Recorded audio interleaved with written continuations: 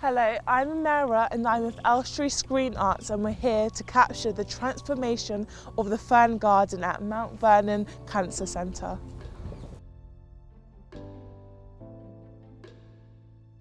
Well, we're from Sunnyside Rural Trust, which is a local charity in Hertfordshire, works with people with learning disabilities in a horticultural setting, and we basically really want people to feel like the community really cares.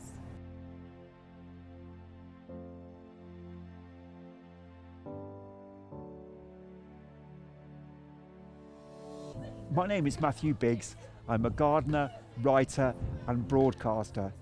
I'm also a cancer patient here at Mount Vernon Hospital.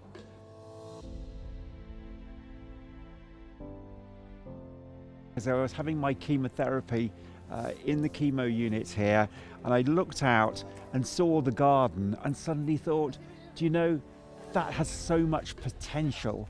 I just went to where I felt I belonged as a gardener and deadheaded the daffodils and pulled out some weeds, and I would do that for about half an hour before going in to calm myself down.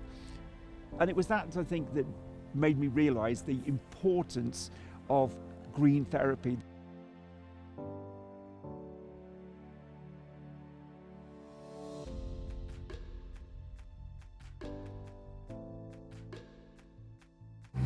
My name's Rama and I'm at the Mount Vernon Cancer Centre. I work on the chemotherapy suite. From the patient's perspective, they want serenity, they want to take them away from their diagnosis and their treatment. In my everyday experience here in the unit, when they're looking at the garden, it reduces their anxiety and stress. After spending some time in nature, it helps them to feel calm. So that's a very positive thing to have. We could get the Sunnyside trainees to grow the plants. They could then come and plant the plants. People with special educational needs would be able to use their talents to shine and share those talents with people with cancer rather than able-bodied people helping all the time. Millie, who's our head gardener, who's part of the Stuart-Smith studio, could actually design the garden. So for the garden we wanted to help by distracting patients from the treatment by planting that is quite relaxed and flowing and scented. So we've used a plant called Winter Sweet, which has just finished flowering, and it's called Chimonanthus, and it has a really small beautiful yellow flower about this sort of time, so it'll get quite big, a little bit double height than me, and we've just put 3 of those in. And then we're using a lot of this grass called Schizocrium scoparium. And the cultivar is called Ha Ha Tonka. It's a pretty funny name, but it's really good because it like wafts in the wind. As I wanted her to make the garden comforting. So we're also using a lot of lavender in the garden, which will provide a nice smell, people walking past. And what else we've got? We've got Soccer, which is another winter flowering shrub.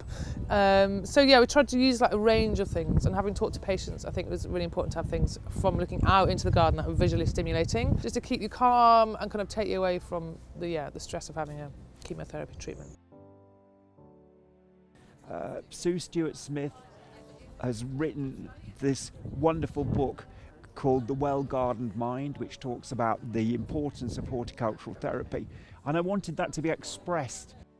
The cancer diagnosis has a psychological impact on them. Therefore, they want to be away from all that. They want to be stress-free, and they find that the garden actually helps them. They can look out, watch nature in action. Well, we really hope, I think if people are, as I said, it's quite a stressful treatment, if people are overwhelmed or anxious, that they can then either before or after treatment, if they feel up for that and have enough energy, to go out into the garden and just take a few minutes, maybe with their family or whoever's collecting them, picking them up, to just sort of calm down a little bit and spend some time with their family in an environment that's kind of relaxing and nurturing.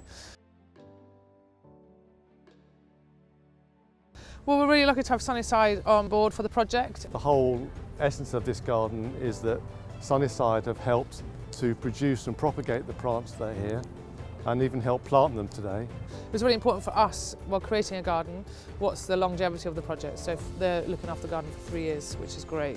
Well, the main message for the staff and the patients, I think, is one of relaxation. I would like them to take their mind off what they're going through. Happy? To relax. and getting and calm. It's really helpful for people's mental health and well-being to spend time outdoors, especially when they're going through difficult times. So we really want to encourage everyone to come and use it and enjoy it. We all want to create something beautiful for the people who come here.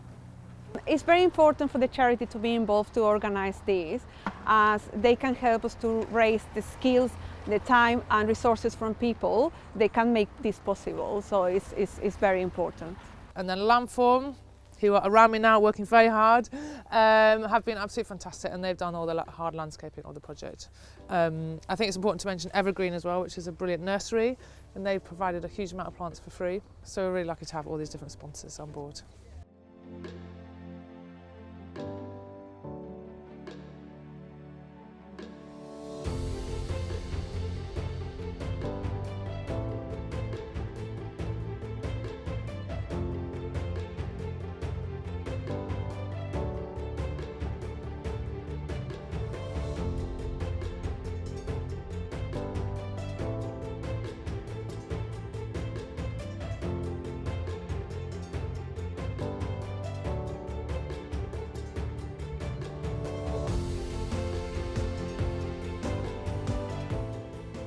I hope the legacy is left whereby it continues, recycling of nature again, safe haven for everyone.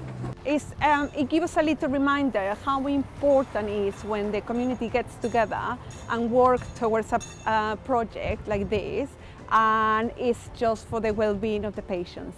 I think often hospitals can be quite hectic, chaotic places, a lot of things going on. So we really hope the garden is an antidote to that, where they can just be relaxed and comfortable. Once everything has grown up here and the garden looks beautiful, they'll realise what an impact gardening and plants can have on the human mind, and how it can just improve well-being just by being there.